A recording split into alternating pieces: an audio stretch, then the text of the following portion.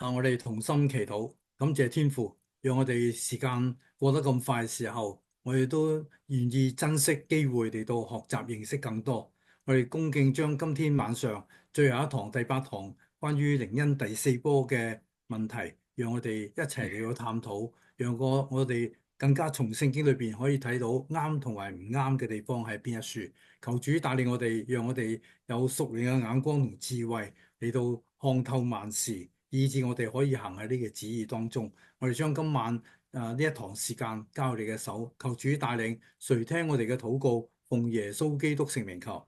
阿啊，門。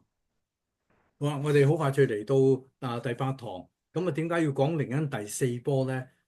我記得我唔知第一堂、第二堂講到靈恩第三波係1990年3月就開始帶嚟香港。嗰陣時我仲喺香港，因為我9月先移民走，所以靈恩第三波即係90年3月咧，喺廣華醫院對面嗰個真理堂開嘅時候咧，全場坐滿㗎，因為唔係淨係靈恩派啲人去啊，而且係好多福音派啲人去。咁當時我喺城鎮度做，我哋都有幾個同工去參加，咁我自己都要參加，我哋仲甚至嗰個研討會連續好似3日，仲要俾錢添。咁當然有好多嘅領袖啦。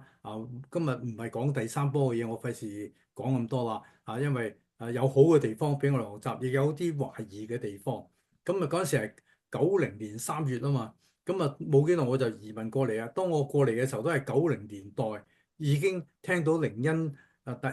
派啲人就話，而家已經開始咗第四波。咁當然就好唔清晰係點樣開始咗第四波，所以我哋今日就開始慢慢睇第四波係點樣慢慢醖釀出嚟嘅。第一、第二、第三波咧都有領導人去帶出嚟嘅，好明顯有啲領導人。今次第四波咧就冇咩領導人，但係有一個牧師咧，我哋嘅筆記已經寫咗David Powson。呢個牧師其實浸信會牧師嚟嘅。咁佢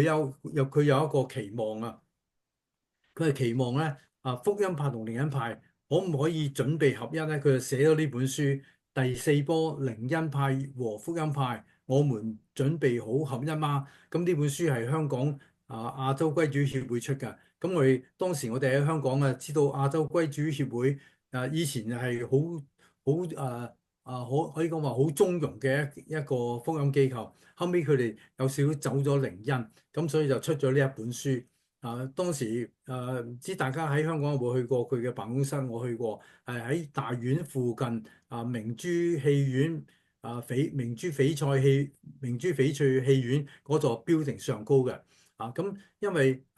David Powson 係一個浸信會牧師啊，所以佢寫呢本書嘅時候咧，備受靈恩派嘅人着重，亦都備受福音派嘅人着重，因為佢本身係浸信會啊嘛。咁其實佢嘅心願咧，就盼望呢兩派可以合一。咁所以我呢度我筆記好似冇嘅呢度我就後尾加落去嘅。佢係當時佢嘅出生日期後尾嗰兩行30年2月25號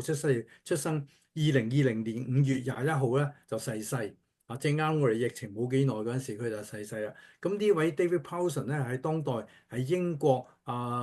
英格蘭一個好出名嘅牧師，佢擅長解經釋經，佢嘅書咧都翻譯咗成中文。如果你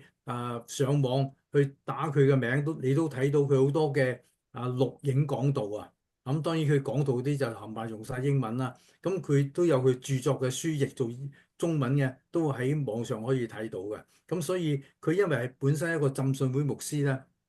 咁大家就好信任佢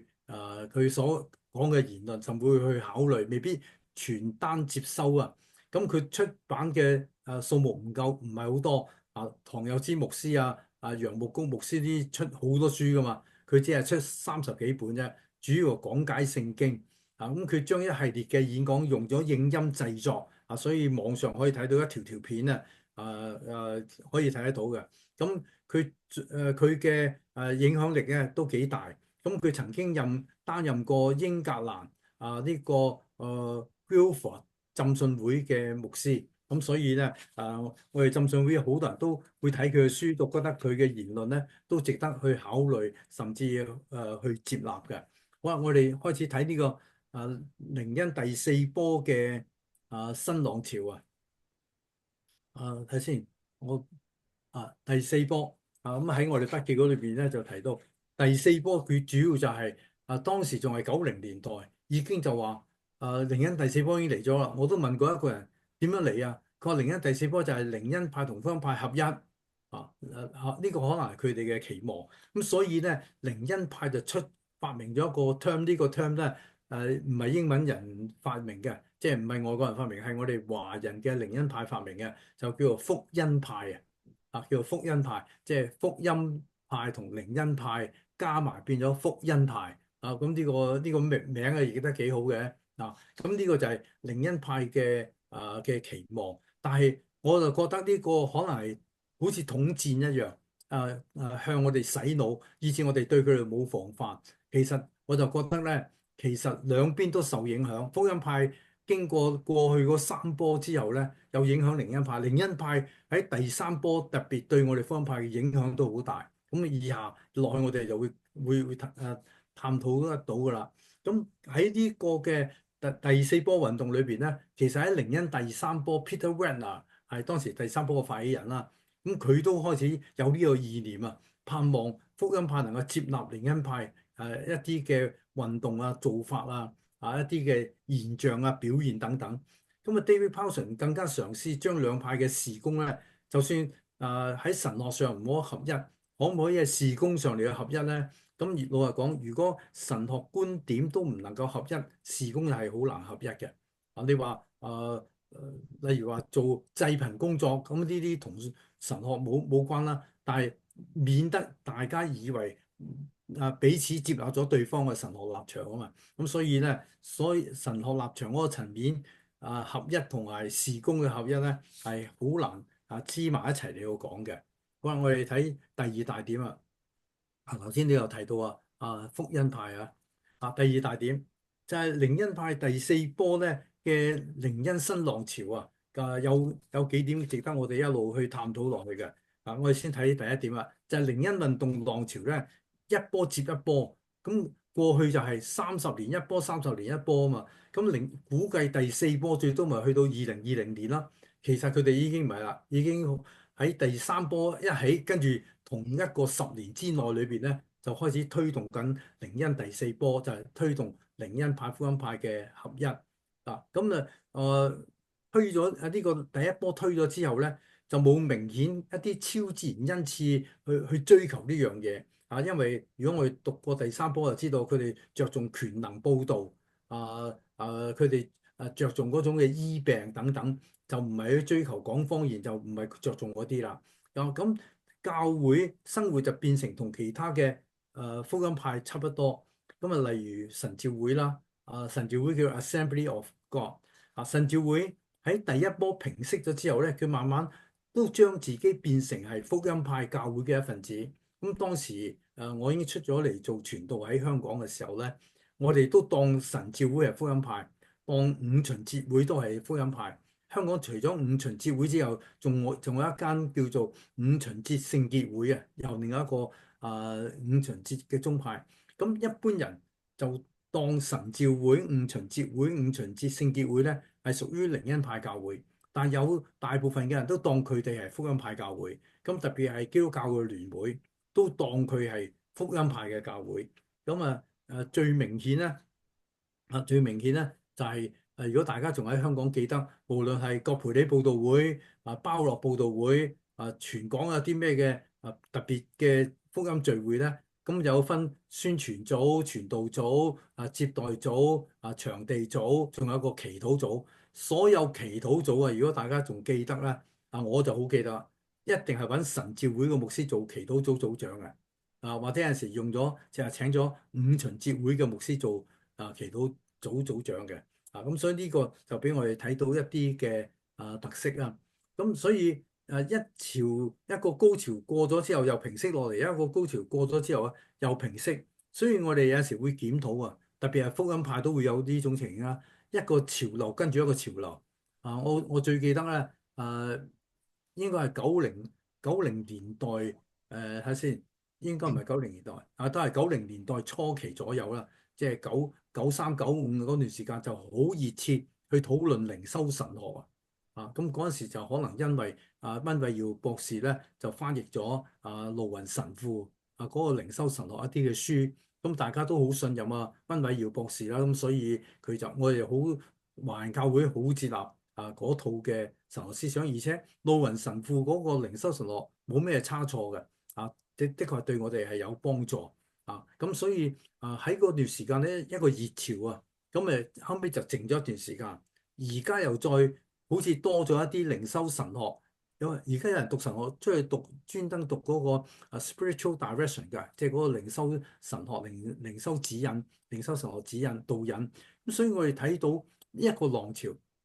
又記唔記得 Rick Warren 推嗰個標竿人生我相信美浸都有參與過推動全教會去睇標竿人生嗰本書。我自己嗰陣時喺愛政事奉嘅時候，我都有推嗰陣時教會大概有350人咧簽名願意嚟到學習嗰本書按照佢嗰個進程一路學習一路學習，咁都有成300幾人，個個買到本書嚟睇，有英文堂用英文，中文堂用中文。我知道美浸都當時都有參與㗎，好多人都睇過呢本書。咁嗱，你有冇發現又一個浪潮過咗啦？而家嗰本書你擠喺圖書館都冇咩人落借去睇嘅。咁所以靈恩派亦都係一個浪潮接一個浪潮咁所以佢嘅特色慢慢就會消失咗可能係被呢個福音派影響到但係佢哋目的又想影響福音派嘛。我哋睇筆記第二點。福音派吸納咗靈恩派一啲嘅優點，優點咧，我就係列兩種啫。第一就係發掘恩賜，我讀緊第一個神學學位嘅時候咧，有講恩賜，但冇講如何發掘恩賜。咁到應該係都係90年代，即係第四波推緊嘅時候咧，就好多教會而且好多牧師，特別係神學教授就寫作一啲嘅書咧，如何去尋找發掘弟兄姊妹嘅屬靈恩賜咁所以不同形式、不同表格不同恩賜嘅測試表咁出現咗啦有一本就寫得最貼切我哋華人教會嘅咧，就係阿林安國牧師寫嗰本《天生我材必有用》我哋圖書館有呢本書裏邊都列咗好多嘅恩賜。如何發掘恩賜？咁我記得疫情前嘅係咪？係咪疫情前？應該係疫情前嗰陣時我哋教會咪試過又推動發掘恩賜啦，因為有一年我哋着重恩賜發掘揾多啲人去侍奉。咁嗰次推完之後咧，派咗好多表，上網又有hard copy 嘅表都有，只不過咧得40幾50人參與啫。咁參與之後，我哋有一位教牧同工就去做跟進，結果可能跟得唔夠貼切咧，就叫做可以講話不了了之冇咩結果咁所以而家我哋會唔會再嚟過咧？其實好多人我哋唔需要去用表格測試表去揾弟兄姊妹之間嘅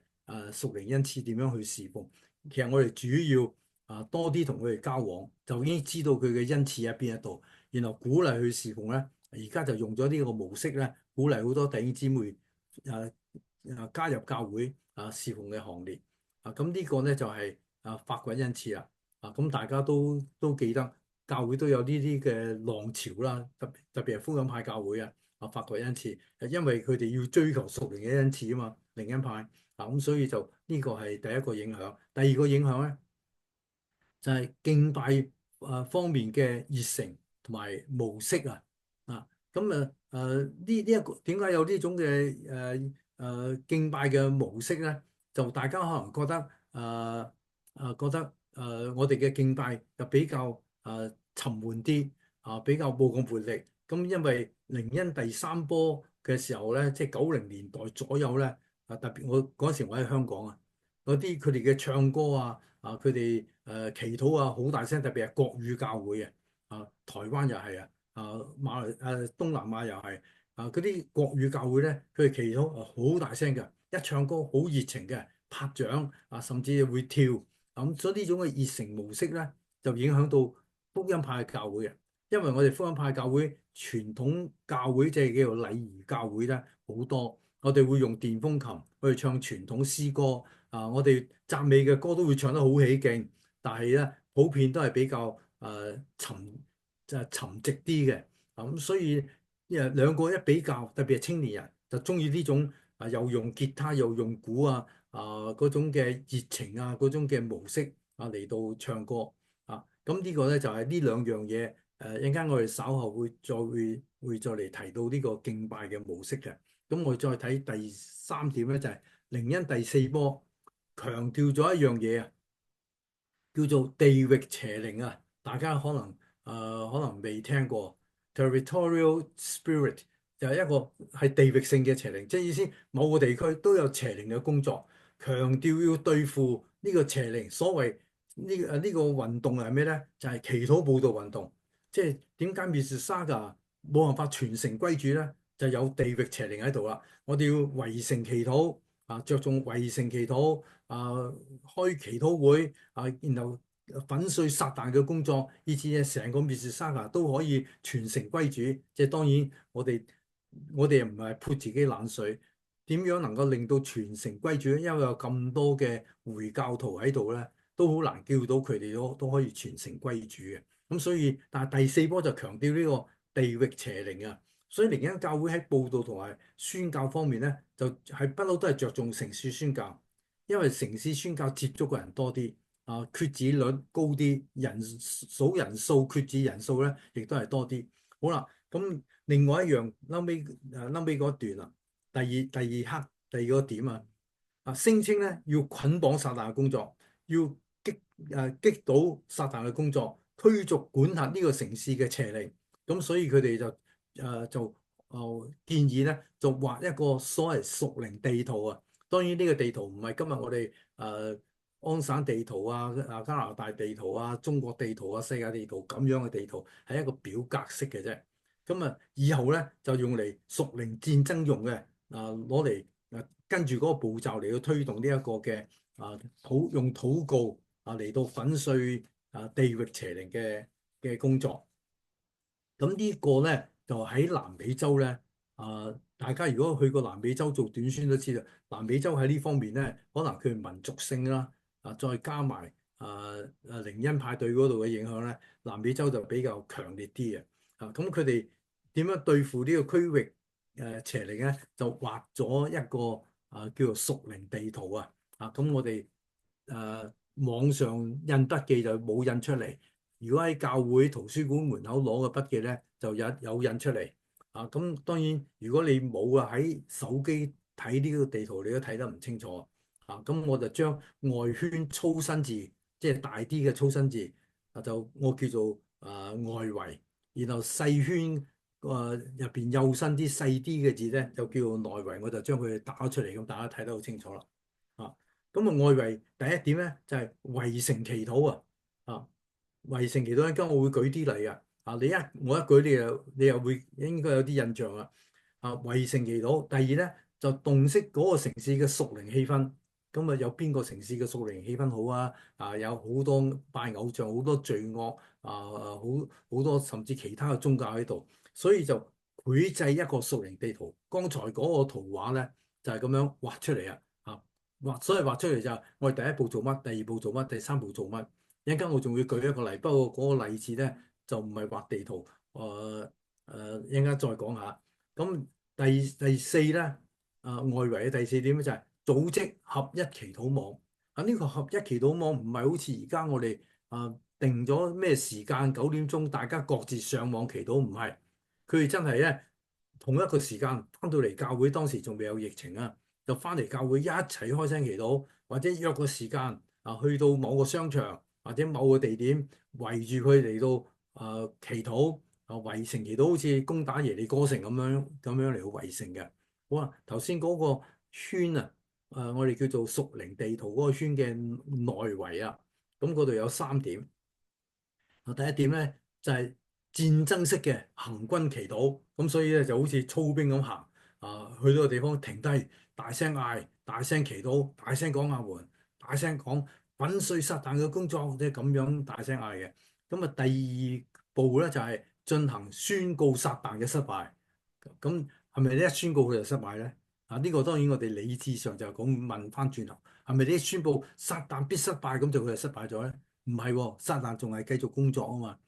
咁啊第三咧就同釋放邪靈已經捆綁嘅事工，即係教會好多事工推唔到，因為有邪靈喺教會裏邊捆綁我哋嘅工作。咁我喺度舉兩個例啊。第一個例咧，我唔知即係若干年前都係唔知十幾廿年前到啦。多倫多有個叫一個機構，唔知大家有冇去過，就叫做傳備福音商人團契啊。我去過幾次，咁佢哋真係好靈恩，唱歌好靈恩。完咗聚餐，講完短講，跟住又祈禱醫病，又冇其他嘢，就係次次都係有病啊行出嚟就按手祈禱醫病咁樣。咁呢個機構有一次咧，就發起一個運動，就係圍城祈禱啊，即係地域邪靈啊，要圍城祈禱，因為佢哋發現多倫多單灘，即係唐人街大多倫多嘅唐人街 Spadina 嗰個唐人街嗰啲電燈柱啊，上高掛咗一條龍啊！大家有冇去過？我都好耐冇落去。我諗住最好係影到佢。我想呢幾日落去嘅，但係又好難停低架車點樣影相。我想影嗰條龍俾大家睇。咁當時佢哋就發起啊，龍係代表撒旦啊嘛。咁就要圍城祈禱啊。咁所以就有人邀請我啊，牧師，我哋嗰日會落去圍城祈禱，粉碎撒旦嘅工作喺單攤。因為睇到下低好多人好迷信。好多有條龍喺度，龍係代表撒旦。咁要去圍城祈禱。咁終於我都冇去到。但我知道有一件咁嘅事，因為我都落過去單攤，見到嗰條龍喺度。咁如果你真係想拆嗰條龍，一就夠膽就揾啲機器，唔係咁容易嘅，即係要揾好多架車將嗰條龍嚟去拆。嗰條龍好大條噶嘛。咁所以呢個就係靈恩第四波。第三波聽唔到呢啲嘢嘅，第四波就有。好啦，第二個例子，你哋都可能經歷過。記唔記得舊年啊？我哋英文堂有一個青年人就發起咗兩個祈禱會，唔知你哋有冇參加？我兩個都有參加。因為佢覺得佢唔係覺得成間教會有問題，佢首先覺得英文堂有問題，一路冇增長，一路有人走，一定有邪靈工作，所以佢就發起咧圍城祈禱啊，唔係圍 Mississauga 嘅城，係圍住美鎮整個建築物圍城嚟個祈禱。咁嗰次有唔知70幾定係80人參加。咁我兩次我都有參加。我都拍呢位青年人嘅膊頭。佢的確好有心機做啊，就係步驟，即係好似一個呢個屬靈呢個屬靈地圖一樣，寫好晒步驟，第一步做乜嘢，第二步做乜嘢，寫得好詳細。喺邊度集合，點樣分組，寫得好詳細。咁我都拍佢膊頭啊，我話你預備得好仔細。其實點解我會參加咧？其實我覺得係有問題。我知道係另一第四波啲嘢嚟㗎，但我就希望我當支持佢。希望佢能夠留低喺翻我哋教會唔好走。咁結果先後2個月，一個月舉行一次啦，2個月舉完行之後咧，佢都走咗啦。我先講翻圍城，大家有冇參加過？唔知當中而家我因為畫面我睇唔到全體同學如果唔係你可以，不過睇唔到，我都係睇咗4個嘅啫。你可能有參加過都未定。我哋喺嗰個lobby 嗰幾張圓台嗰度集合嘅。集合之後咧，就出教會嘅正門出去，然後就沿住舊翼嗰邊就幾多人一組，我唔記得咗幾多人，都起碼5、6個、4、5個一組嘅。咁就圍住埲牆一路祈禱。咁例如去到600號房埲牆，就為600號房祈禱，因為600號，而且我哋按手，佢教我哋啊，叫我哋要按手嗰埲牆，喺教會外邊按手600號房嗰埲牆祈禱，因為600號房裏邊有好多兒童工作噶嘛。有好多團契嘅地方聚會，為嗰個房嚟到祈禱。去到500號房又按手為500號房祈禱。咁轉個彎啦，去到新翼嗰邊啦。新翼嗰邊咧就首先到咗嗰個祈禱房。我哋大禮堂後邊有祈禱房，再後邊一間嘅課室嘅。咁嗰度有主日學亦有聚會不多，但係嗰度知道有主日學，咁又係為佢祈禱。咁跟住咧就去到嗰個窗門啦。嗰個窗門就係我嘅辦公室，咁又按手為阿張全華祈禱，然後咧就一路落去啊，跟某去到邊個窗門係邊個傳道人就按佢祈禱，跟住去到另外國語堂嗰埲牆啦，就按手為國語堂祈禱，咁一個圈咁啊完咗咧就入翻教會，咁跟住就冇幾耐就散會啦。咁呢個係第一次圍城祈禱大家記唔記得啊？唔知你有冇參加第二次咧？又係靈恩第四波，即係而家我哋所講靈恩第四波影響呢位青年人，所以我哋估計啊，呢個青年人可能參加咗出邊靈恩教會嘅聚會咧，呢個模式佢帶咗翻嚟我哋教會，以為咁樣可以復興我哋嘅教會啊！好啊，下個第二個月又發起第二輪嘅祈禱，第二輪嘅祈禱咧就唔係圍城啦，因為上次圍咗啦嘛，今次咧就係抹油祈禱。佢抹油祈禱唔係邊個弟兄姊妹有病或者邊個弟兄姊妹靈性軟弱行出嚟，我為你抹油祈禱，唔係啊，佢係為傳道人啊，但係佢又唔係抹油喎，唔係抹喺我身上喎，佢係抹喺我哋個門嗰度喎。所以你話如果我哋靈性軟弱，抹油向我哋抹油抹我嚟個祈禱咧，都仲勉強可以講。但係嗱，呢個就係聖經基礎。點解我哋成日話靈恩派咧嗰個釋經係有問題啊？因為聖經講到抹油，唔係為死物抹油，唔係為事工抹油。聖經講到抹油祈禱係為病人抹油祈禱。依家就去到後尾，終於點樣抹油咧？就係入咗我哋辦公室之後，逐間牧者嘅房後尾佢哋好似冇預備油，我見到佢哋冇帶油如果咁多組抹油都抹到個門都冚唪唥油騰騰㗎啦淨係向住嗰個嗰個門咧，嗰個牧者嚟到祈禱，咁我哋又驚有裏邊啲嘢會唔見淨咩？我哋全部閂晒門嘅全部閂晒門，咁咪一早早入去。真係逐個門逐個門祈禱。咁如果我哋牧者有問題牧者有問題，咁點解唔捉住我哋喺祈禱房或者喺 lobby 為咗我哋按手祈禱咧將我哋身上嘅邪靈惡魔趕走咧？又唔係喎。咁你話抹油更加唔通啦，因為聖經係為病人抹油祈禱啊嘛，唔係為事工抹油祈禱，更加唔係為死物抹油祈禱啊。咁當時可能又唔想可能。冇牧者或者執事去指出呢個青年咁樣嘅祈禱法咧，係唔啱聖經嘅原則嘅因為驚佢走個個都驚佢走，希望佢留低，因為佢一走咧會帶好多人走咁終於嗰次就咁樣，大家聽成日都覺得好奇怪，係咪我哋咁多六七個嘅唔知六七個七八個嘅教牧同工個個都靈性有問題咩？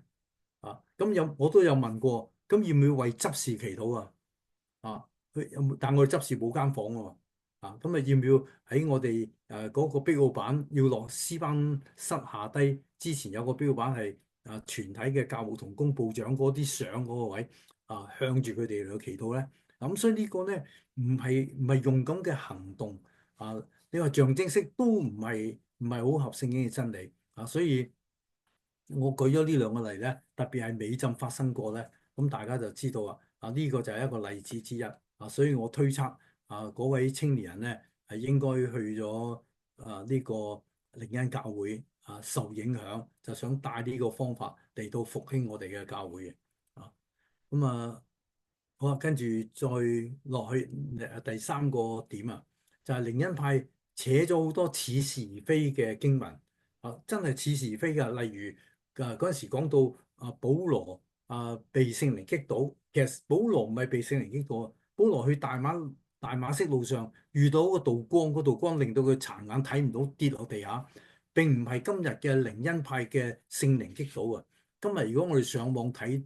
到美國好多呢啲咁嘅靈恩牧師嘅，所謂聖靈擊倒咧，趙鏞基都試過喺香港紅館都係出到嚟拍嗰個膊頭。額頭拍嗰個額頭，咁嗰人就倒低咁當然有人喺後邊咧就預備定啲大毛巾，如果係女士着裙嘅咧就冚住佢，就算係着長褲都冚住佢。我去過一間亞皆老街嘅一間神召會佢哋散到會之後就一定有聖靈擊倒嘅祈禱。所謂聖靈擊倒咧係為病定係為靈性軟弱咁，你要被聖靈擊倒咧。咁原來佢哋每個禮拜都咁樣做。聖經有冇教導我哋每個禮拜都咁樣做咧？冇啊嘛，冇啊嘛。咁佢哋引用啊圍城啊，摩西派12個支派探子去窺探迦南地，嗰度冇圍城喎，佢哋直頭入咗城裏邊咯。咁不但止入去城裏邊，好似當遊客、當參觀，跟住帶咗好多嗰啲食物啊、菩提子啊，總之好多食物如果我哋睇嗰啲圖畫咧，係要用擔挑擔住嗰啲菩提子出嚟嘅，即係意思話呢度真係流奶與蜜之地。呢度唔係圍城所以呢啲就係夾硬嚟到嚟到嚟到解釋嘅啫。咁佢哋舉第二個例，圍城嘅例，就係尼希米要重建耶路撒冷嘅城牆嘅時候咧，都圍城窺探咗喎，唔係去祈禱啊嘛，即係睇個形勢如何咁，準備去點樣去建築，即係睇嗰個嘅地盤嘅情況。咁所以呢個就係我哋要睇，即係要留意咧。靈恩派，我哋成日都覺得佢哋聖經釋經係弱好多嘅，有時候會斷章取義。異端就係斷章取義咁所以我哋即係可以講話再次澄清啦，我哋唔係反對追求靈恩，但係我哋係反對靈恩派用咁嘅方式去鼓吹某一些嘅表現特別一啲嘅感性嘅表現，咁呢個就離開咗聖經嘅原則同埋教導啦。我睇過一篇文章，嗰篇文章咧就記載台灣一間靈恩派教會，就喺台中，佢就話台中嗰個地圖咧好似隻烏龜，咁佢哋解釋烏龜係屬於陰性，陰性係屬於魔鬼咁佢哋就教會發起咧去嗰個地圖裏邊係嗰個烏龜個頭嗰個位置去嗰度圍城祈禱，又去佢嘅眼睛嗰度咧嚟到祈禱咁呢個變咗又好似有少少好似啲咩風水睇風水咁嘅樣祈禱所以呢啲就變咗偏激咗啦離開咗聖經嘅原則。咁所以筆記有呢句説話：真正屬靈嘅爭戰咧，係聖靈藉着神嘅話語進入我哋嘅心，改變我哋整個生命屬靈爭戰係咁樣，但係今日要改變人心真係好困難，人心堅剛硬唔肯即係唔肯謙卑落嚟，睇到自己嘅罪去甚至去悔改，接受耶穌基督做救主所以呢個就係一個屬靈爭戰。但我哋係靠着聖靈，藉着神嘅話語所以我哋傳福音，個人佈道又好，福音主日又好，佈道會都好，都係要宣講神嘅説話。我哋個人佈道都係講緊神嘅救恩啫嘛，都係神嘅道，咁樣嚟到改變人心嘅。咁所以請大家能夠明白多啲嚇。好啦，第四點，福音派以呢啲冇聖經根據，靈恩派又放棄唔到嘅幾樣嘢：聖靈擊倒、神醫大會、內在醫治、係區域邪靈呢個就係一個少少嘅總結呢一點。好，我哋去到第三點。第三點咧有個第二恩典其實靈恩第二波都有個所謂第二恩典，就係咩咧？決志信耶穌係呢個第一個恩典悔改信耶穌第一個恩典。第二個恩典就係我追求聖靈充滿，結果我識講方言，所以因為我識講方言，證明我有聖靈充滿，證明我係神嘅兒女，所以呢個係稱為第二個恩典。咁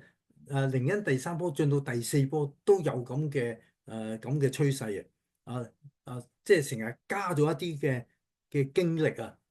加落去成為真理呢啲唔係聖經講嘅真理係特別嘅經歷所以佢第二恩典係指靈浸嘅經歷，即係聖靈充滿嘅經歷。聖靈一充滿我有能力去醫病，我有能力去祈禱我有膽量去傳福音呢個有膽量傳福音呢個係正經嘅，但係你唔一定要講方言啊嘛，聖經冇講。我哋上次講到恩賜嗰度都提到方言係尾二嗰個，最嬲尾嗰個係翻方言，所以方言唔係最重要。保羅強調我哋要追求更大嘅恩賜咧，就係先知講道之能天主教都係製造一啲聖經裏邊冇講嘅嘢，就係煉獄；製造聖經裏邊冇講嘅嘢，就係祈禱，要向瑪利亞祈禱，因為向瑪利亞祈禱，瑪利亞叫耶穌答應我哋嘅禱告，咁佢係佢嘅仔，佢一定聽。呢啲係理論嚟啫嘛，人之常，即係人倫嘅睇法啫。咁啊，聖經唔係咁，佢係三位一體嘅神，點解要聽一個肉身童貞女瑪利亞嘅祈禱咧？呢個冇聖經根據啊！天主教就係開咗呢一啲咁嘅所謂第二恩典啊，祈禱向瑪利亞祈禱。所以有陣時有冇發覺好多天主教教堂咧，唔係耶穌像喎，又唔係天主嘅像，因為佢都唔知天主嘅樣係點樣。好多天主教堂門口咧，特別有啲有水池嘅地方咧，就有個瑪利亞像喺處啊。咁我哋睇翻第二點啊，聖神所重用嘅僕人啊，例如司布真啊、葛培理，佢哋從來冇提過佢領受過乜嘢嘅第二恩典啊。今日你可能有啲人話，誒靈恩教會好興旺啊！我喺香港咧去過一間浸信會，講道我都講過兩次，嗰間浸信會其實好興旺。咁佢嘅牧師咧就一路帶靈恩嘅運動入嚟嘅。咁佢哋有啲執事咧，創會嘅執事就覺得唔應該帶靈恩啲運動入嚟呢間教會。但係呢個牧師就話：你睇靈恩教會就好興旺，點解我哋福音派唔興旺？其實呢間教會都本身都好興旺，佢座位200個，崇拜都坐滿晒，佢哋嘅祈禱會都有百幾人嘅。咁佢就當然呢位牧師係走靈恩咧，咁佢好着重祈禱嘅。咁啊，所以即係你如果我哋話靈恩教會一定興旺，今日我哋福音派教會都係好多好興旺嘅喎，係嘛？過萬人嘅福音派教會，特別係過萬人嘅浸信會喺美國好多，美南浸信會好多，甚至嗰個增長係非常可觀嘅。所以我哋唔能夠咧將一啲屬靈嘅經歷標準化，即係意思話聖靈充滿我哋就有呢種嘅表現，唔可以將佢標準化。我哋必須咧喺基本嘅信仰上啊，想話兩個宗派合一咧，福音派同埋靈恩派合一，要尋求共識咧，喺基本信仰上嚟到尋求共識，唔係喺呢啲表現上嚟到尋求呢個共識。好啦。講到釋放工作，第一就係內在嘅醫治啊，即係唔係淨係醫我哋嘅病，醫我哋嘅心靈啊。咁啊，靈恩第一波裏邊提到，靈恩派認為方言係經歷嗰個得救嘅證據，即係你識講方言。第二波都係有呢樣嘢，不過溫和咗啲。咁啊，但係佢將講方言稱為第二祝福啊。我解釋呢度稱為。講方言係第二祝福，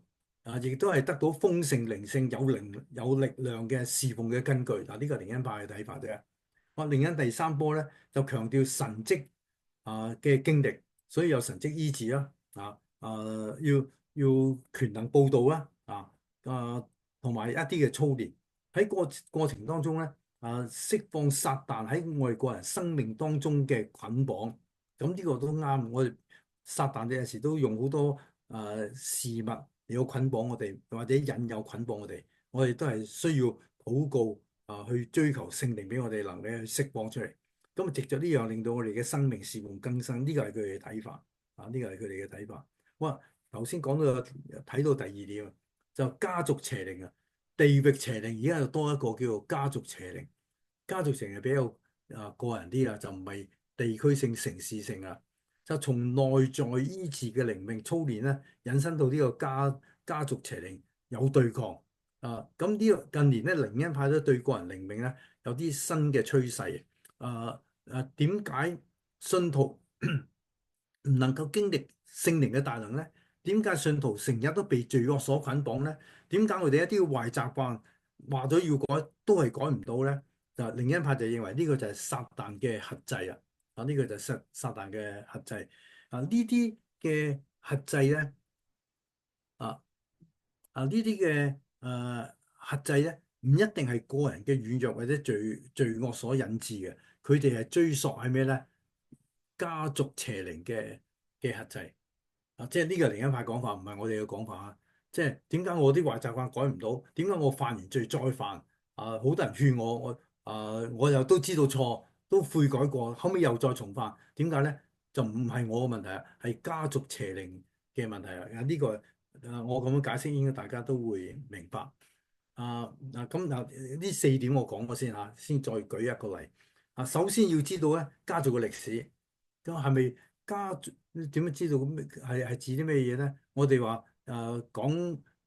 婚嫁要查三代啊嘛，要娶新婦要查三代。佢呢度又係冇話三代，起碼知道家族歷史。嗱，我信咗耶穌，咁我父母有冇信耶穌咧？如果我父母都信耶穌，咁祖父母有冇信耶穌咧？如果祖父母冇信耶穌，係咪佢哋拜開神嗰種嘅邪靈仲喺我哋嘅家族裏邊咧？我哋有時會諗得好怪嘅，即係拗頭。點解兩代三代之前嘅拜偶像，點解會佢哋嘅罪惡會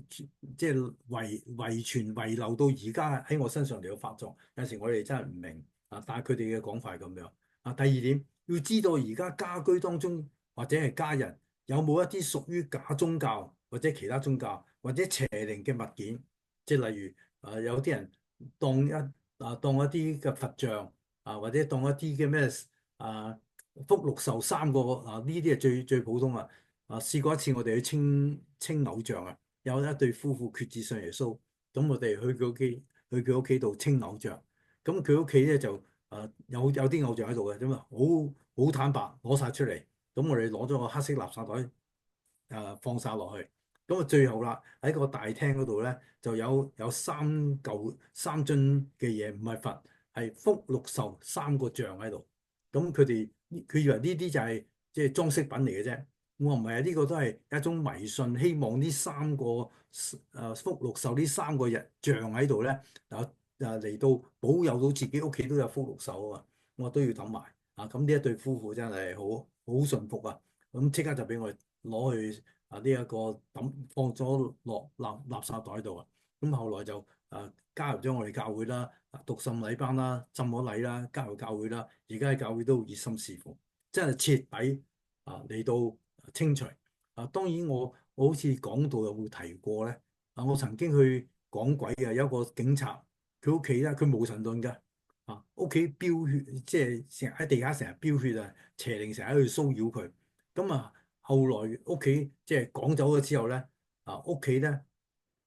仲係4日後又再翻嚟。咁點解咧？咁阿包會員牧師而家已經即係包維坤牧師嘅爸爸。咁嚟我教會講道，我就問佢我應該點樣做咧？佢話佢可能屋企仲有啲拜偶像嘅嘢仲未喺度。咁佢舉一個例，佢話佢試過幫一個青年人講鬼，個青年人成日覺得好似有好多邪靈嚟到騷擾佢，冇辦法集中精神。咁牧師咧就去佢屋企度參觀啦，去睇啦，就發現呢個青年人屋企好多鬼故事嘅書。咁佢就叫呢個青年人咧將啲鬼故事嘅書攞走晒。因為鬼故事係講鬼嘅嘢啊嘛，即係有佢嘅位置。嗱，呢個屬靈嘅 term 嚟嘅，有佢嘅位置，佢就翻嚟啦。咁佢話張牧師，可能呢個警察屋企仲有一啲嘢喺度未抌，佢有佢嘅位置，所以佢再翻嚟。咁我就問嗰個警察，我哋屋企做冇咩嘢？佢冇啦，屋企抌嘢啊，抌晒飆血嘅地方我都黐晒十字架喺度啦。佢太太心裏邊咧好心好清啊。佢話仲有一個嘢好細個嘅啫。我諗未夠半尺到啊，半尺高咁上下一個頂唔係一個頂係人哋攞嚟插香用嘅，佢哋係未插過香嘅，係家傳之寶，一代傳一代。我話呢個會唔會有關係咧？我話呢個頂係攞嚟拜神用嘅，有關係，即刻抌咗佢。咁結果佢就俾翻屋企啲長輩攞咗去之後咧，從此以後邪靈冇再嚟咁所以呢啲就係追逐嗰個家族嘅起源啊，即係去揾翻第一點括弧一去了解佢家族嘅歷史嘅第括弧三經歷屬靈戰爭就要為祖先嘅罪嚟祈禱咁呢個都有聖經根據嘅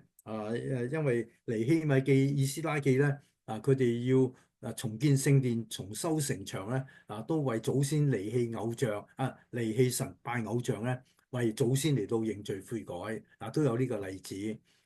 咁第括弧四求聖靈嘅能力勝過家族嘅罪同埋邪靈咁我有時呢啲就好抽象點解咁阿爺嘅阿爺再阿爺好多代前佢哋拜過咩嘢我哋都唔知，嗰啲冚唪唥都嚟到我哋今日嘅身上咁所以佢哋喺禱告當中咧，仲要宣告撒旦嘅轄制必定失敗，咁你宣告一定失敗咩？可能祈完禱之後宣告完咗之後冇幾耐，你自己又再軟弱咧。咁啊，我認識一個牧師啊，個牧師又係走靈恩第四波啊。頭先我哋所講嗰啲現象咧，佢冚唪唥都有參與過啊。咁後來咧，佢就成日話自己嘅師母啊，話自己師母咧身上有邪靈，一路成日都同佢講鬼。咁佢嗰個師母咧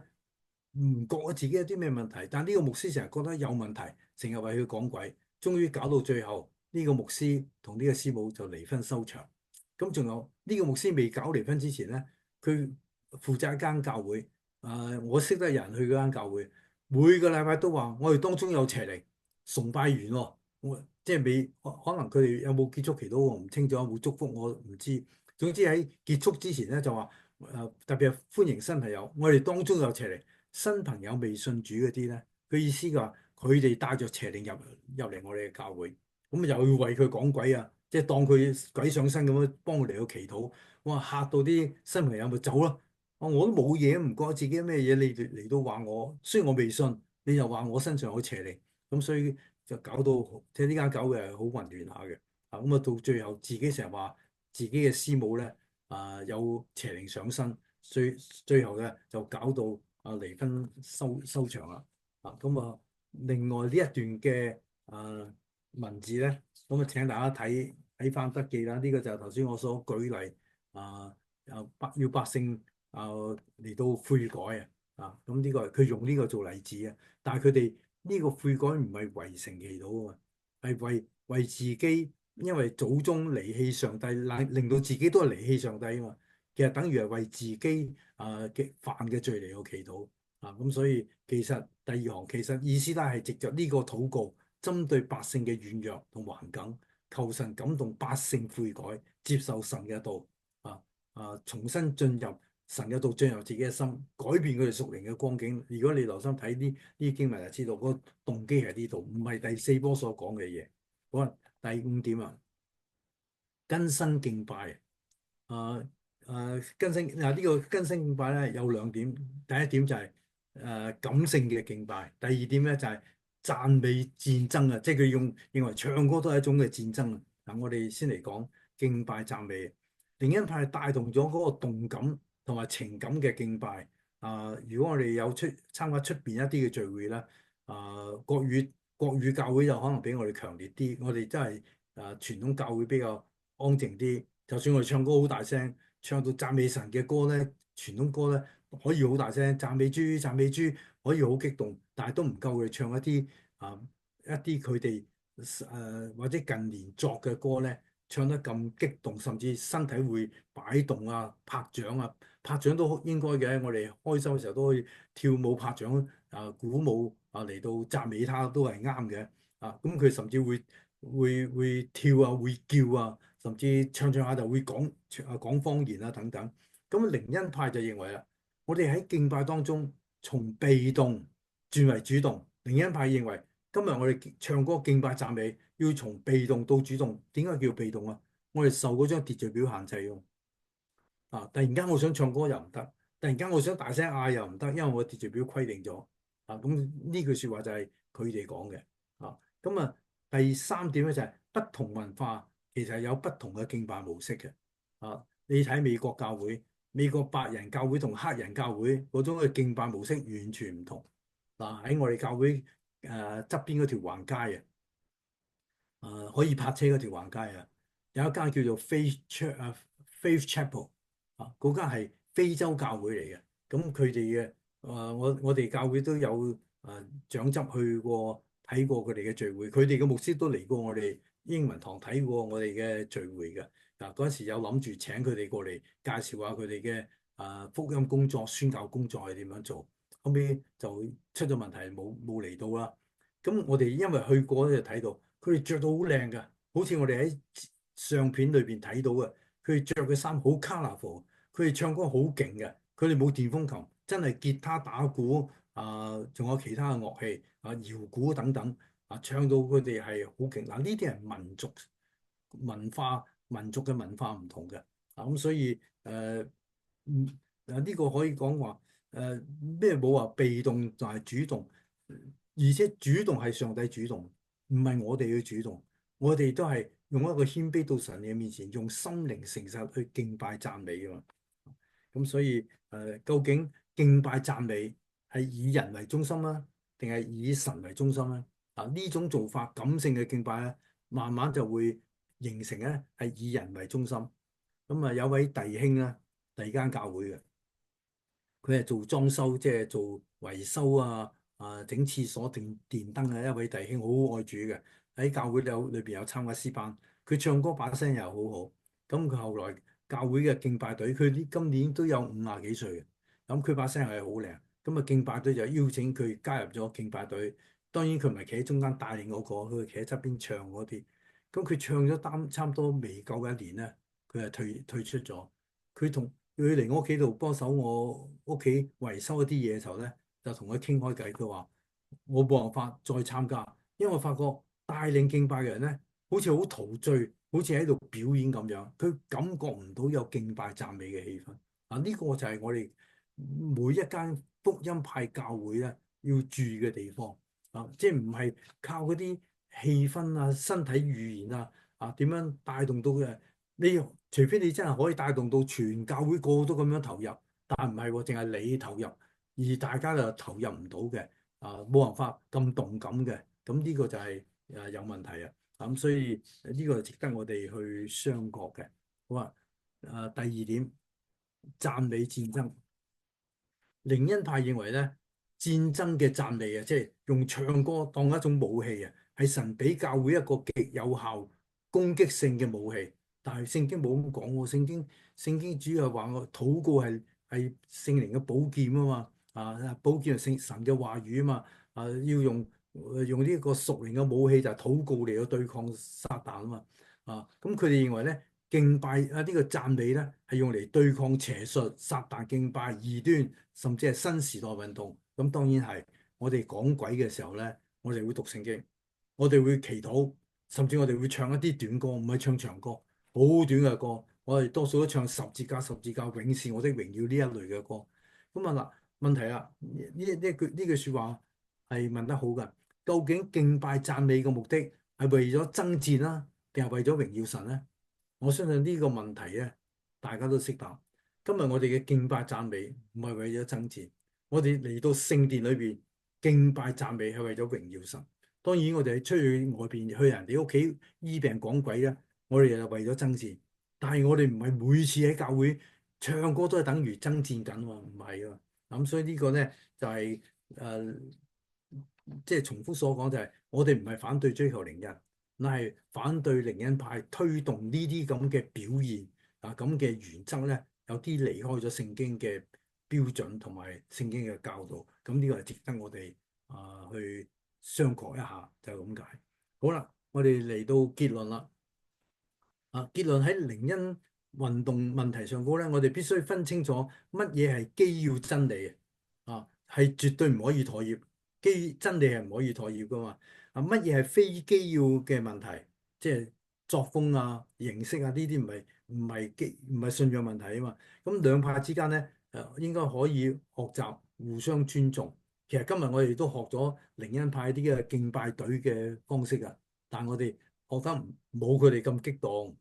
咁我哋都叫做 OK，但係其實以前福音派教會唔係用咁嘅方式嚟去領敬拜讚美噶嘛，係嘛？但係而家點解受會影響？呢個就係佢哋所推動嘅所謂靈恩派同福音派合一，就係敬拜嘅模式，唔再受秩序表嘅限制，要自由去發揮，將嗰個動感同埋感性帶出嚟咁所以俾我哋提醒，雖然唔能夠有合一嘅機會。因為作風真係唔同甚至因為大家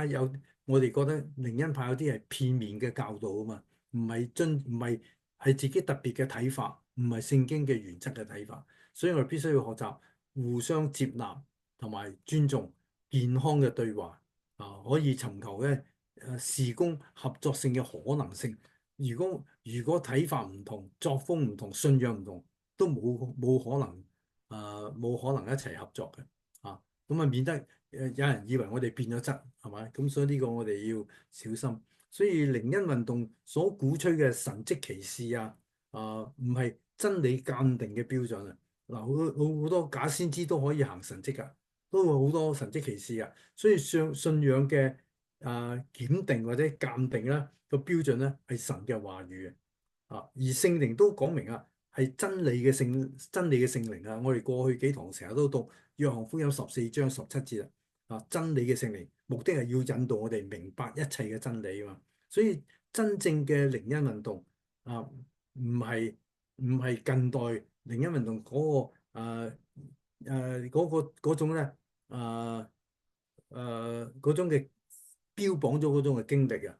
其實應該係以聖經為標準，唔係以經歷為標準大家聽咗咁多，應該都明白啦即係唔係講嗰個表現或者嗰啲經歷做標準，係乜嘢都係回到聖經去咁呢個咧就係靈恩運動我哋崇拜我哋唔會講到咩第四波呢啲嘢，因為崇拜咧